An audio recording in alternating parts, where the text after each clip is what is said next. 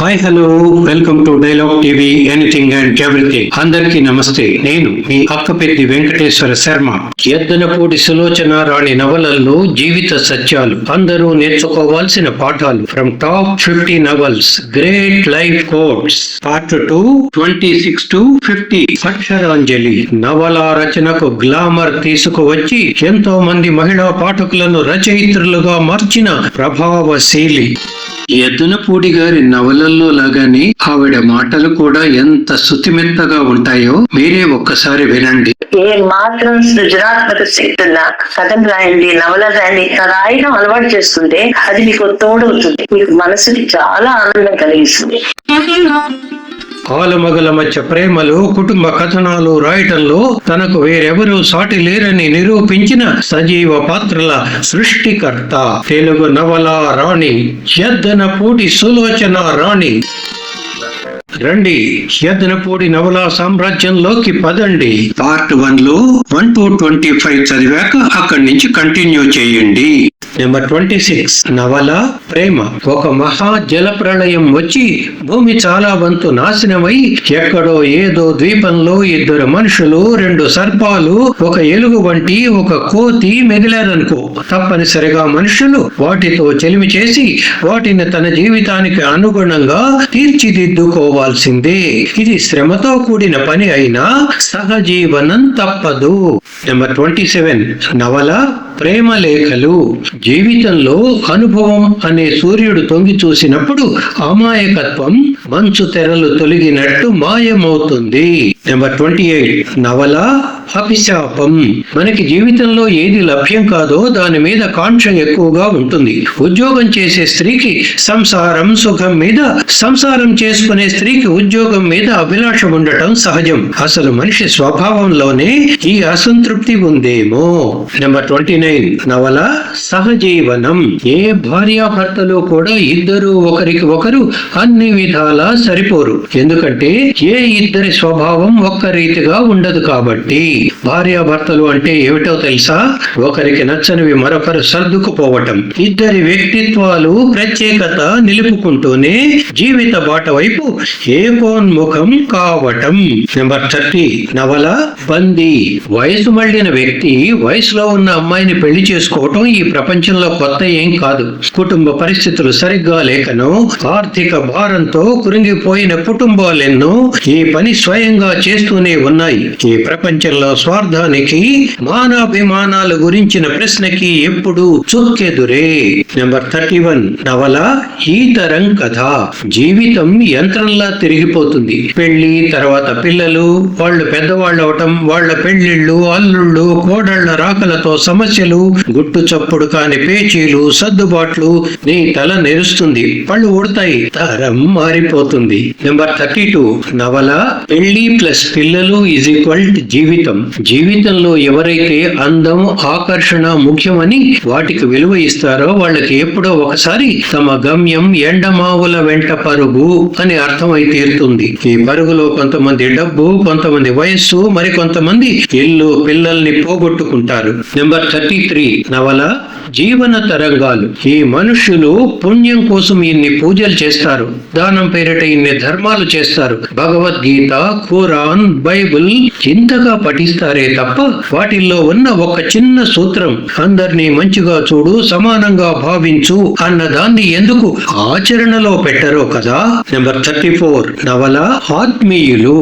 పతి అనేవాడు ప్రత్యక్ష దైవంగా ఉండాలని భావించేవాళ్ళు, భర్త అన్న తర్వాత మనిషిగా ఎక్కడ ఏ కాస్త బలహీనత కూడా లేకుండా ఉండాలని కోరేవాళ్ళు, ఎప్పుడో అతని వల్ల పొరపాటుగా కాస్త అన్యాయం జరిగితే తమ జీవితాలే నాశనం అయ్యాయి అని గోలపెట్టిపోయే ఆడవాళ్లు మగవాళ్ల మెడలకి గుది బండలు తప్ప పెళ్ళాలు కానే కారు. నెంబర్ 35 నవల అభిజాత. మనకి ఒక ఐఏఎస్ ఆఫీసర్, ఒక ఇంజనీర్, ఒక డాక్టర్, ఒక టీచర్, ఒక సోషల్ వర్కర్, ఇలా ఆయా వృత్తుల్లో నిష్ణాతులు కావటానికి శిక్షణా కేంద్రాలు ఉన్నాయి. ఒక వివాహిత స్త్రీ తన సమస్యలని, అన్యాయాలని ఎదుర్కోవటానికి పెళ్లికి ముందే ఆ విషయంలో నిష్ణాతురాలవటానికి ట్రైనింగ్ సెంటర్స్ ఎందుకు లేవు? ఆడపిల్ల చేతికి ఈ పెళ్లి కూడా జీవితం నిర్మించుకోవటానికి ఒక టూల్ మాత్రమే అని పెళ్లికి ముందే తెలియచేయాలి. నెంబర్ 36 నవల ప్రియ సఖి.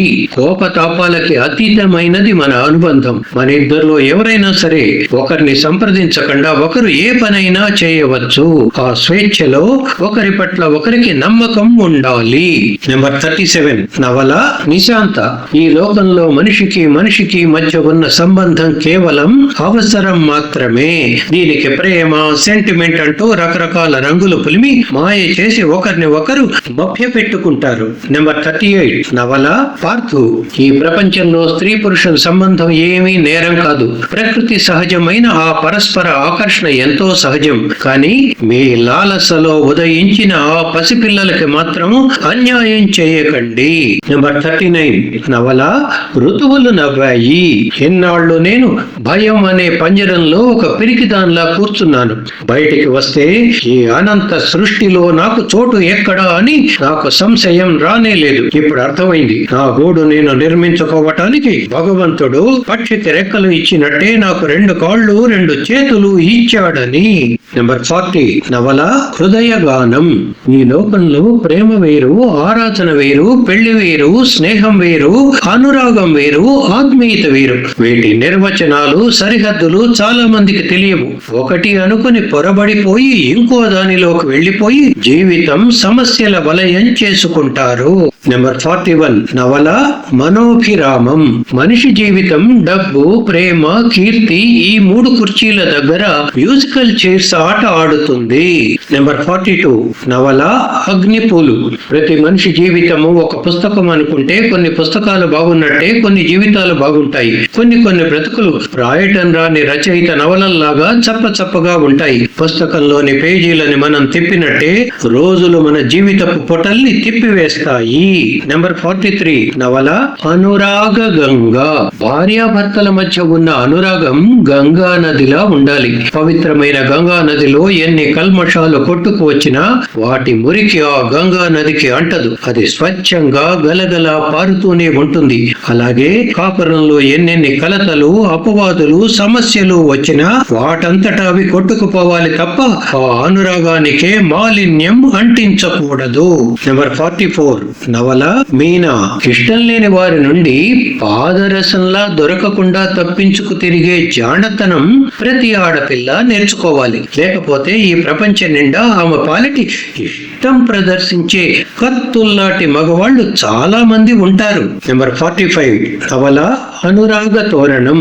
మా అమ్మమ్మ తరం భర్త అంటే మగ మహారాజు అనుకునేవారు. మా అమ్మ తరం మనకి అన్నం పెట్టే ధర్మాత్ముడు అనుకునేది. నా తరం మొగుడంటే మొగుడే అనుకునేది. ఇప్పటి తరం మొగుడంటే దిగి వచ్చిన దేవుడేం కాదు, నేనెంతో తాను అంతే అంటుంది. నెంబర్ 46 నవల కీర్తి కిరీటాలు. జన్మని ఇచ్చినంత మాత్రాన ఎవ్వరూ తల్లిదండ్రులు కాలేరు. పిల్లల్ని పెంచి పెద్ద చేయాలి, వాళ్ళ మంచి చెడులు చూడాలి. అలా ఎవరు చేస్తారో వాళ్లే నిజమైన తల్లిదండ్రులు. నెంబర్ 47 నవల జీవన సౌరభం. స్త్రీల కళ్ళ వెంట కన్నీటి కాల్వల కంటే ఆనంద బాష్పాలు ఎక్కువగా వచ్చే స్వర్ణయుగం స్త్రీలు తమకి తామే తెచ్చుకోవాలి. పురుషుడు తెస్తాడనే భ్రమతో ఉంటే జీవితాలే అయిపోతాయి. నెంబర్ 48 నవల మౌన తరంగాలు. మనిషికి ధైర్యం బలాన్ని ఇస్తుంది, అధైర్యం పిరికితనం నూరిపోసి పారిపోమంటుంది. నువ్వెప్పుడైతే ధైర్యాన్ని ఆశ్రయిస్తావో అదే నీ భయాన్ని తరిమి కొడుతుంది, నీకు వజ్ర కవచం అవుతుంది. నెంబర్ 49 నవల అమృతధార. జీవితంలో నాది అనే స్వార్థం వదిలేసుకుంటే ఈ ప్రపంచంలో ఉన్న మనుషులంతా మనవాళ్లే అవుతారు. నెంబర్ 50 మౌన భాష్యం. డియర్ ఫ్రెండ్స్, మరో జన్మ ఉందో లేదో నాకు తెలియదు. ఏ జన్మలో మనందరం ఎక్కడెక్కడో పుట్టి ఏ భాషలతోనో పెరిగి ఇక్కడ కలిశాం. స్నేహం అనే కరచాలనంతో దగ్గరై శాశ్వత మైత్రికి పునాదులు వేసుకున్నాం. కలిసి జీవించాం. సుఖ దుఃఖాలు, లాభ నష్టాలు ఏక కుటుంబ సభ్యుల్లా పంచుకున్నాం. ముందుగా మన నుంచి కీర్తి శేషులు అయిన వారిని మనం మరవలేదు. మన జ్ఞాపకాల్లో చిరంజీవులని చేశాం. నేను వెళ్ళిపోయే గడియ దగ్గరలో ఉన్నాను. మీ అందరికీ నా కృతజ్ఞత నమస్సులు. చూశారుగా, కీర్తిశేషులైన తెలుగువారి అభిమాన రచయిత్రి యద్దనపూడి సులోచనారాణి గారికి అశ్రు నివాళి. దివికేగిన ధ్రువతారకి వందనం, అభివందనం. సో మా డైలాగ్ టీవీ మీకు నచ్చితే లైక్ చేయండి, షేర్ చేయండి, కామెంట్ చేయండి. అలాగే ఈ వీడియో కింద ఉన్న సబ్స్క్రైబ్ బటన్ ని నొక్కి గంట గుర్తుని యాక్టివేట్ చేసి మా డైలాగ్ టీవీని సబ్స్క్రైబ్ చేసుకుని అందరికంటే ముందే మా వీడియోలను చూసి ఎంజాయ్ చేయండి. Thank you.